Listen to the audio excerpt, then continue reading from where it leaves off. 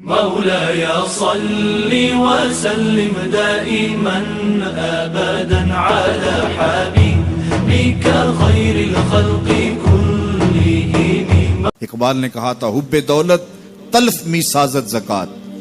زکات حب دولت کو زائل کرتی ہے. جب اللہ کی راہ میں لٹاؤ گے تو اس سے کم بھی نہیں ہوگا. میرے حضور نے 3 چیزیں قسم کر کے کہی. حضرت ابو کبشہ الانماری رضی اللہ تعالیٰ عنہ سے مروی ہے. میرے حضور نے ارشاد فرمایا اگر کوئی شخص کسی کو معاف کر دیتا ہے تو اس کی عزت کم نہیں ہوگی. میں محمد اللہ کی قسم اٹھاتا ہوں. دوسری بات میرے حضور نے فرمائی کہ جو شخص مانگنے لگ جاتا ہے, سوال کا دروازہ کھول لیتا ہے, اللہ اس کے لیے محتاجی کا دروازہ کھول دیتا ہے. اس کی کبھی کمی پوری نہیں ہوتی. اور تیسری بات میرے حضور نے قسم کر کے کہی ما نقص مال عبد من صدقہ. کہا میں اللہ کی قسم اٹھا کے کہتا ہوں کہ صدقے سے مال کم نہیں ہوتا, صدقے سے مال گھٹتا نہیں ہے. تو ایک تو مال بھی نہیں گھٹے گا. یہ ضمانت کس کی ہے؟ میری نہیں ہے, یہ رسول اللہ کی ضمانت ہے. ایک تو مال بھی کم نہیں ہوگا اور دوسرا یہ ہے کہ حب دولت ختم ہوگی. حب دولت تلف می سازت زکات. یہ ماہ سیام آ رہا ہے تو زکات سے حب دولت کو کم کیجئے, بلکہ صدقات دیجئے, نفلی صدقات کیجئے, غرباء کی مدد کیجئے, مساکین کی مدد کیجئے, اپنے غریب محتاج رشتہ داروں پہ غور کیجئے, ان کی مدد کیجئے. اپنی ہمسائیگی میں دیکھیے, پردے سے مدد کیجئے, ان کی عزت نفس بھی مجروح نہ ہو. یہ جو نمائش لگا کے 10 اخباروں میں چھپوا کے لوگوں کی مدد کرتے ہیں, اس سے گریز کیجئے. کبھی سوچیں کہ اگر آج کسی کی بیٹی لائن میں کھڑی ہے تو کل اگر یہ مرحلہ میری بیٹی کے لیے آ جائے تو پھر میرا مزاج کیا ہوگا. تو عزت نفس کا خیال رکھیے, لوگوں کی غربت کا تماشا نہ اڑائیے, اور لوگوں کی جو ہے وہ محتاجی کو اپنی تسکین کا ذریعہ نہ بنائیے. یہ تو اللہ نے تمہیں دیا اور انہیں نہیں دیا, اور وہ آزمائش کی گھڑی میں کھڑے ہیں, تم ان کے ساتھ کھڑے ہو جاؤ. تو لوگوں کی مدد کیجئے, دکھیوں کے کام آئیے. مساجد کی جو ہے وہ تعمیر کیجئے, مدارس دینیا کے ساتھ وابستہ رہیے, اور لوگوں کی فلاح کے لیے, بہتری کے لیے کام کیجئے. اللہ نے آپ کو دیا ہے, یہ مال یہاں رہ جانا ہے. میرے حضور نے فرمایا ابن آدم کہتا ہے میرا مال میرا مال. اس کا مال وہ ہے جو اس نے کھایا یا پہنا اور پرانا کر دیا یا آگے بھیج دیا. باقی اس کا نہیں ہے, وہ وارثوں کا ہے. مرتے ہی ورثہ بن جائے گا, مرتے ہی ترکہ بن جائے گا. کفن بھی میلا نہیں ہونے دیں گے کہ بعض اولادیں تو بانٹ لیتی. اللہ اکبر. وہ گھر جو ان کے لیے بنایا تھا, ایک رات بھی تجھے اس گھر میں رکھنے کے لیے تیار نہیں ہوں گے. آج تیرا نام چھن گیا.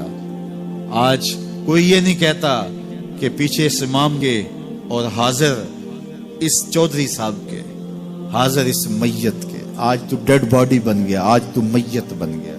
آج خان صاحب, ملک صاحب, چودھری صاحب, پیر صاحب, مفتی صاحب, تیرے سارے ٹائٹل چھین لیے گئے. آج پیچھے اس امام کے اور دعا واسطے حاضر اس میت کے. آج تو میت بن گیا. آج تیرا لباس بھی پھاڑ کے اتارا ہے. آج تیرے انگوٹھے باندھ دیے گئے ہیں, ناک میں روئی ٹھونس دی گئی ہے. آج تو غسال کے رحم و کرم پہ ہیں, وہ تجھے ادھر الٹ دے یا ادھر پلٹ دے. اب تیرے پاس کوئی اختیار ہی باقی نہیں رہا. میاں صاحب بولے جاندی واری ڈرونا بنے ہو تے ہاتھ نہ لاندے ڈرتے. آج اولاد بھی دور ہے, پوتے اور پوتیاں بھی ڈرتی ہیں. جاندی واری ڈرونا بنے ہو تے ہاتھ نہ لاندے ڈر دے. جنہ لئی تو پاپ کمائے اج کتھے نہیں تیرے کر دے. آج سارے چلے گئے.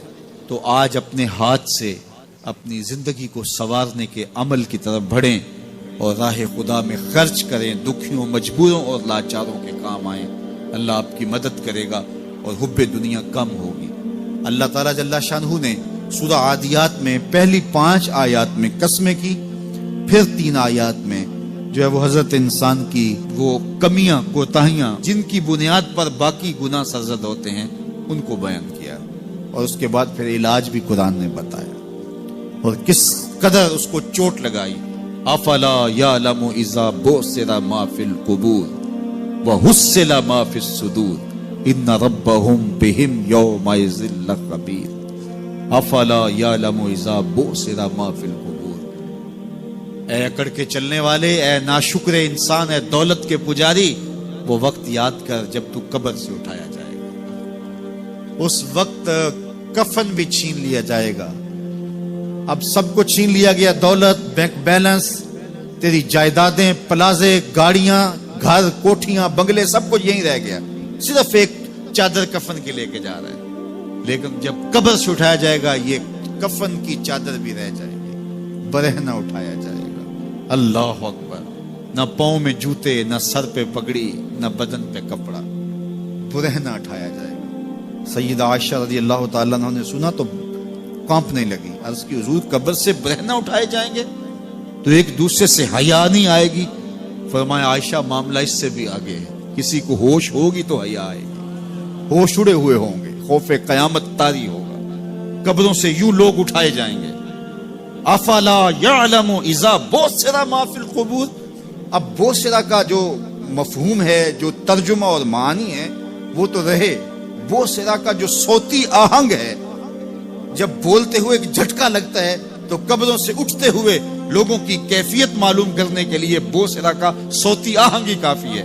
افلا یعلم اذا بوسر ما فی القبور وحصل ما فی الصدور، حصل کے اوپر جو تشدید ہے، یہ معنی کو کتنی خوبصورتی کے ساتھ ایک مجسم پیکر میں سامنے لا رہی ہے۔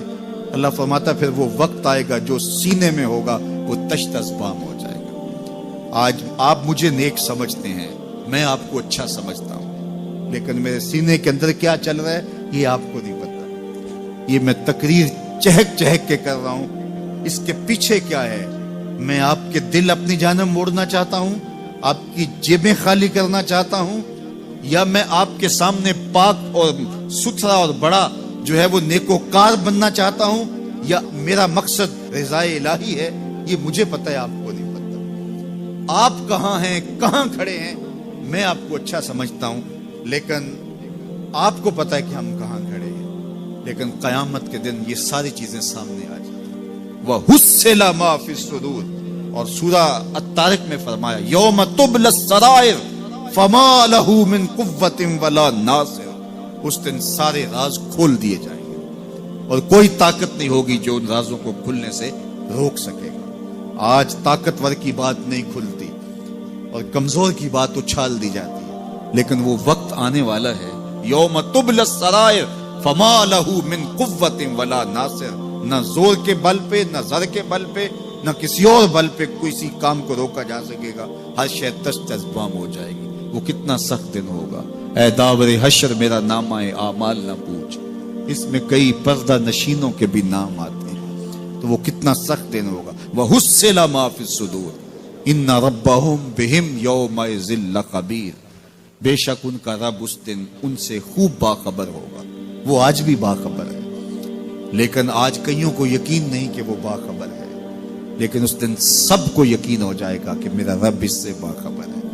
جب پرانی تصویریں چلنا شروع ہو جائیں گی، جب ساری ویڈیو سامنے آ جائے گی، زندگی میں جو جو کیا، تنہائی میں، اعلانیہ، خفیہ، جہاں جہاں جو کیا، داد عیش دی، سب کچھ تشت ازبام ہوگا، سب کچھ جو ہے وہ سکرین پہ چل رہا ہوگا، کوئی چیز بھی تشت ازبام ہونے سے نہیں رہ جائے گی۔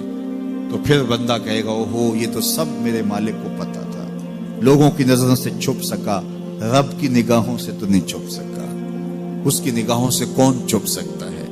یہ یقین آج اپنی روحوں میں اتار لو، اچھی طرح سے جذب کر لو۔